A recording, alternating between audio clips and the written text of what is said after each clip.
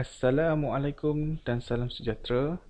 Video kali ini saya akan menerangkan sedikit mengenai interface di dalam Excel, serta command-commandnya. Jom kita buka Excel.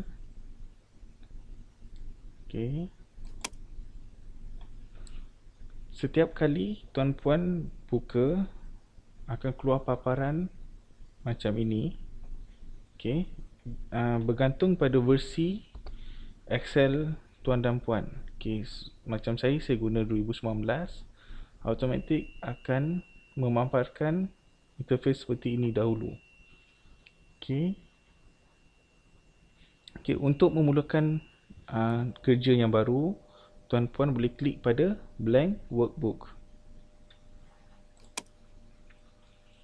Selesai klik pada blank workbook, dia akan masuk terus ke dalam new worksheet. So dalam ni tuan-puan akan nampak keadaan yang banyak sel. Untuk di atas ni ada beberapa butang. Butang file, bila tuan-puan klik pada butang file, tuan-puan akan nampak dia punya info di sini, iaitu ada new, ada open. Sehinggalah bawah sekali ni ada option. File ni dinamakan sebagai backstage view. Arahan di belakang tabir. Home sehingga view ini merupakan butang tab. Setiap tab ni mempunyai beberapa group. Sebagai contoh, tab home mempunyai group clipboard, font sehinggalah editing. Kalau kita klik kat mana-mana tab, lain tab, lain groupnya. So dalam group tu dia ada command. Sebagai contoh, untuk group number dia mempunyai decimal, accounting dan pelbagai. Tak semua tab mempunyai group yang sama commandnya. Lain group, lain command. So di atas ini yang mempunyai book 1 ni, yang memamparkan book 1, ini adalah title, tajuk, title bar. Untuk kali pertama kita gunakan Excel, default name-nya adalah book 1.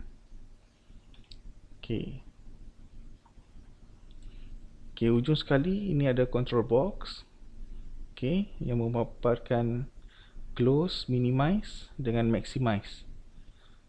Tuan-puan boleh kecilkan sedikit, boleh klik pada minimize. Untuk besarkan, tuan-puan boleh klik pada maximize. Yang ini, minimize ni, dia akan bersifat disimpan sementara di bawah taskbar. Jika tuan-puan nak gunakan, tuan-puan boleh klik balik dekat Excel ni, dia akan paparkan semula. Butang pangkal ni adalah close. Jika kita dah selesaikan guna Excel, kita boleh tutup. Di bawah ni, ini merupakan name box. Kalau kita letak cursor dekat sini, dia akan tunjukkan nama dia adalah name box. Name box ni bermaksud di mana kita klik sel tu, dia akan tunjuk kedudukan sel. So, sebagai contoh, saya klik dekat sini, dia akan tunjuk location-nya. Sebelah name box ni adalah formula bar. Formula bar ni berfungsi untuk menyimpan teks yang kita type di dalam sel. Tidak hanya formula, teks-teks biasa dia akan simpan di sini juga. Jika ayat tu panjang, tuan-puan boleh klik dekat anak panah di ujung kanan ini. So dia akan besarkan sedikit. So kalau saya nak kecilkan balik, klik balik dekat sini. So dia akan jadi standard. Dalam sel ni kita ada ABC hingga ke kanan dan 1, 2, 3 hingga ke bawah. ABC hingga ke kanan ni kita namakan sebagai column. Dalam bahasa Melayu dalam bahasa Melayu adalah lajur. Okey, 1, 2, 3 hingga ke bawah adalah baris. Jika tuan-puan klik pada anak panah ni, okey, kalau kita klik, huruf ni sentiasa bergerak tanpa henti. Begitu juga kalau kita turunkan anak panahnya, dia akan menurun sehingga kita tidak kenal pasti berapa jumlah maksimum, okey, baris dan kolom. Okey, so saya klik balik pada A1. Okey, untuk kenal pasti, okey, untuk kita mengetahui jumlah, okey, lajur dan baris yang maksima. Okey, tuan-puan boleh tekan Ctrl diikuti anak panah bawah. Okey, untuk baris. Okey, kalau kontrol anak panah kanan,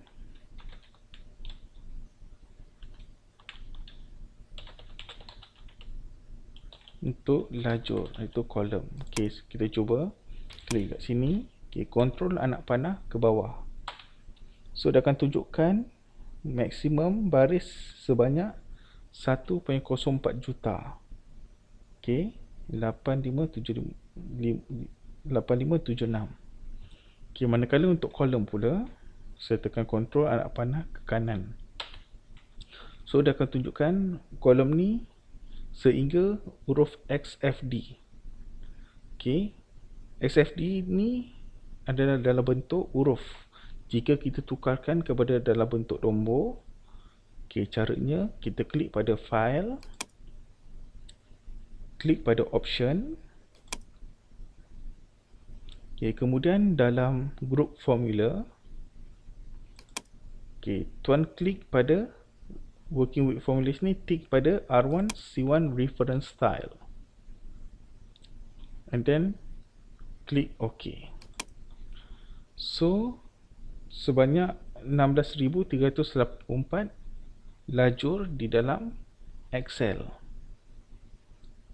Okey, untuk menukar balik dalam bentuk huruf, klik balik semula pada option.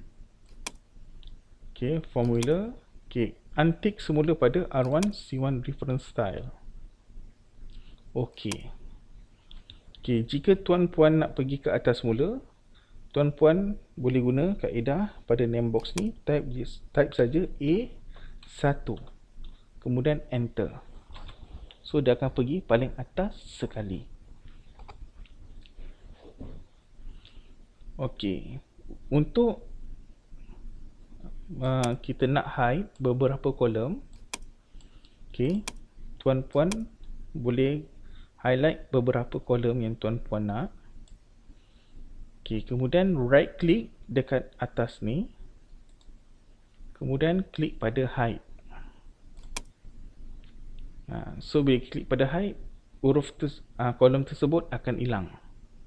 Okey, so dia akan tunjuk yang ada saja. Okey, so di antaranya adalah E dan K. Bermakna F, G, H, I, J yang hilang. Okey, untuk memaparkan semula, okey, highlight dua sel, dua kolom ini. Kemudian right click, klik pada unhide.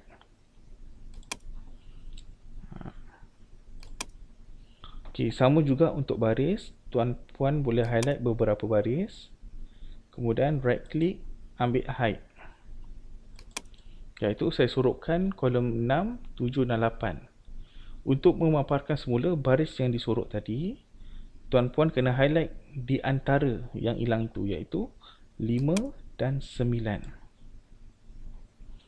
Kemudian right click and then klik pada unhide.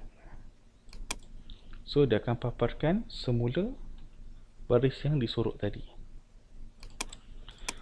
Okey, untuk resize, okey, kolom, okey, caranya yang selanjutnya kita guna cara macam ni. Okey, highlight beberapa sel. Okey, highlight beberapa kolom. Kemudian kita pergi ke ujung sekali, pastikan akan nampak simbol ini, kiri dan kanan. Tuan-puan klik, kemudian besarkan sikit. Okay, kalau puan nak kecil, kecil lah. Okay, kalau besarkan, pergi ke kanan. Kemudian tuan-puan lepaskan mouse. So, 3 kolom ni mempunyai saiz yang sama. Berbanding saiz kolom-kolom yang lain. Sebab kita set 3 saja. Kalau kita nak ubah balik, klik. Cuba kita kecilkan dia. Saya ulang balik. Highlight beberapa kolom. Dan klik, kecilkan dia. So, dah akan kecil semula. Sama juga baris. Pilih beberapa baris.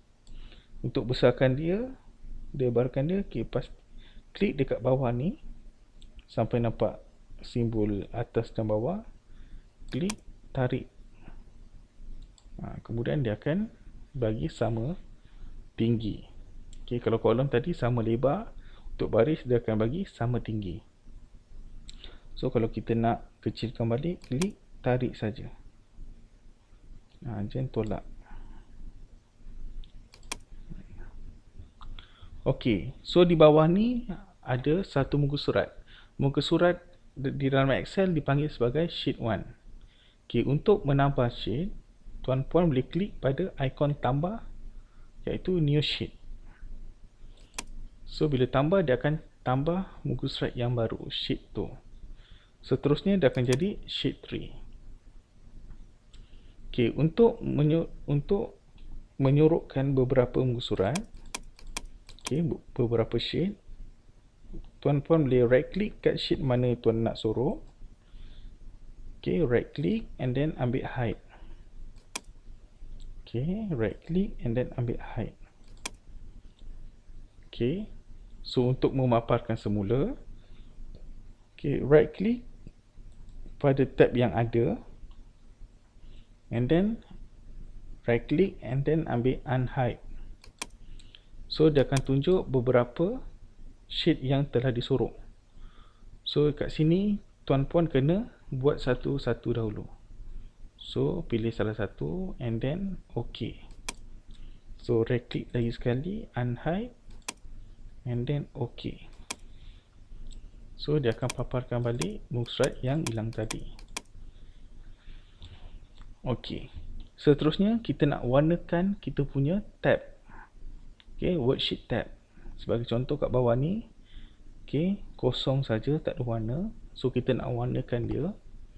So right click kat sheet tab ni. So dia akan kat sini ada tab color. Tab color, tuan-puan boleh pilih warna apa tuan nak. Tuan-puan nak, so klik je. So warna ni akan pudar, sebab dia tengah aktif. Jika tuan-puan klik pada sheet tab yang lain, so dia akan nampak warna yang terang.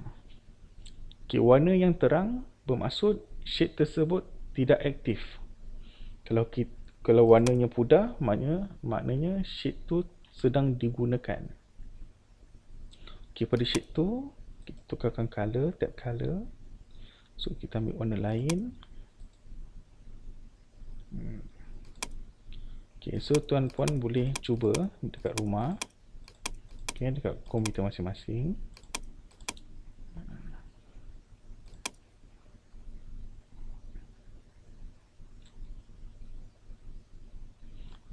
Untuk memadamkan worksheet yang tidak digunakan, tuan-puan boleh pilih right click pada sheet tab tersebut. Sebagai contoh, saya nak buang sheet 2. So right click, tuan-puan boleh tekan delete. So dia akan padam. Kalau versi 2010, 2007, setiap kali kita delete, dia akan minta confirmation, sama ada delete ataupun tidak. Selalunya kalau ada data, dia akan minta. Tapi macam ni, kosong, dia akan delete terus saja. Mana-mana version sama saja. Untuk kita rename kita punya muka surat iaitu worksheet ni. Okay, worksheet tab. Sheet tab bukan worksheet. Worksheet ni adalah overall. Okay, nak namakan sheet tab. Okay, tuan-puan boleh double klik pada sheet tab tersebut. Namakan dia pengenalan sebagai contoh. Okay, double klik saja and then rename. Ataupun cara lain, tuan-puan boleh right click and then ambil rename. Pun boleh juga, pengenalan 2.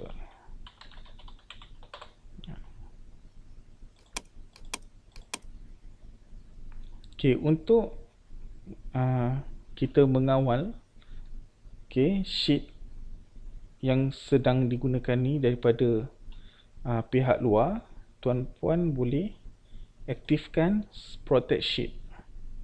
Okay, protect sheet ni kita nak bagi protection pada sheet tersebut daripada orang lain kacau.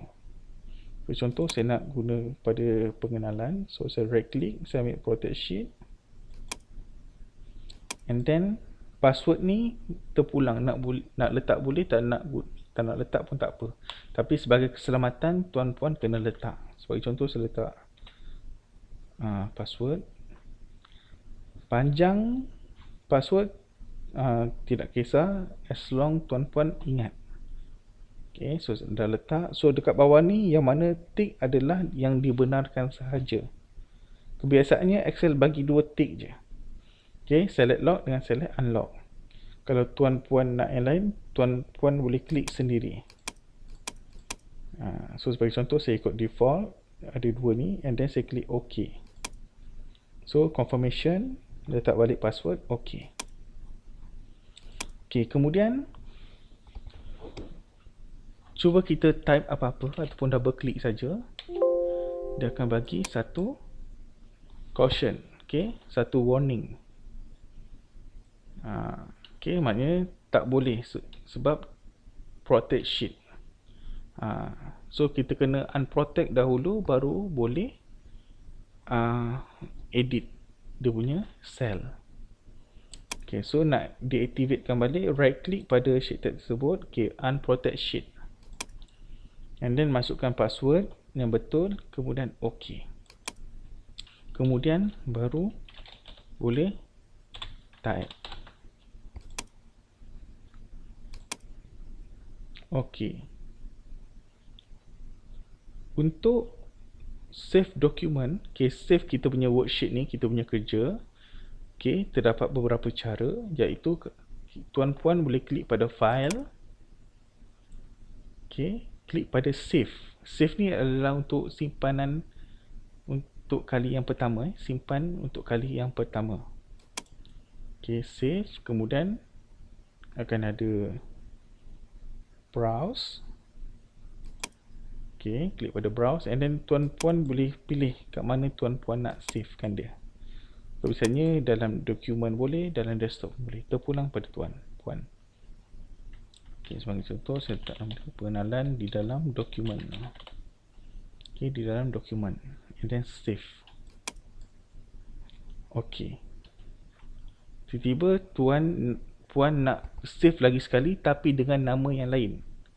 Okay, yang itu kita guna kaedah save as, iaitu klik balik pada file, and then klik pada save as, and then browse. Okay, pilih location, and then tukarkan file name tersebut. Contoh, saya letak pengenalan 2. So automatic dia akan tukar ikut nama yang kita buat tadi. Okay, itu kaedah save as, iaitu file and then save as. Okay, cara lain, tuan-puan boleh tekan F12. Okay, F12 untuk save as. Okay, F12 automatic terus masuk save as punya location. So sama juga, saya letak pengenalan 3. Automatic dia akan tukar nama yang baru. Okay, sebelum kita nak tutup, okay, Andai kata tuan-puan nak letak password di dalam Excel ini, dokumen Excel ni, tuan-puan buka balik F12 iaitu Save As. Okay, klik pada Tools yang berada sebelah Save ni, klik pada Tools. Kemudian klik pada General Option. So dekat sini akan minta password to open and then password to modify. Okay, sebagai contoh saya letak pada open sahaja. Okay, modify ni tuan-puan boleh letak jika perlu. Okay, so saya klik OK and then re-enter balik. Okay, kemudian tuan-puan kena klik pada save. Jika tuan-puan tak klik pada save, password tu tidak akan jadi. Okay, kena save dahulu. So dia kata nak replace, yes. Okay, so saya namakan tadi, saya gunakan pengenalan 3. Okay, saya tutup. Kemudian saya buka semula dokumen tersebut. Di dalam dokumen iaitu pengenalan 3. Okay, automatik dia akan minta password. Okay, dia akan minta password yang kita buat tadi. Okay, jika saya letak salah, so dia akan kata is not correct. So tuan-puan klik OK, kena tutup balik. So kena buka lagi sekali and then masukkan password yang betul. Selagi tak betul, selagi tu dia tak boleh buka. OK, itu cara kita nak mencipta password di dalam worksheet. Kalau kita nak membuangnya semula, OK, nak buang password tersebut, F12 lagi sekali. Kemudian OK, tuan klik pada butang Tools. OK, kemudian klik pada General Option. OK, password yang ada dalam ni tuan-puan just padam sahaja. OK, tuan-puan padam saja and then OK. Kemudian tuan-puan klik pada Save. Yes. So saya tutup. Kemudian saya buka semula. Okay, so bila buka dia tak akan minta password lagi. Okay, jika tuan-puan terlupa password untuk worksheet, minta maaf saya cakap tidak boleh diselamatkan lagi. So berhati-hati jika kita nak buat password. Okay, sekian, terima kasih.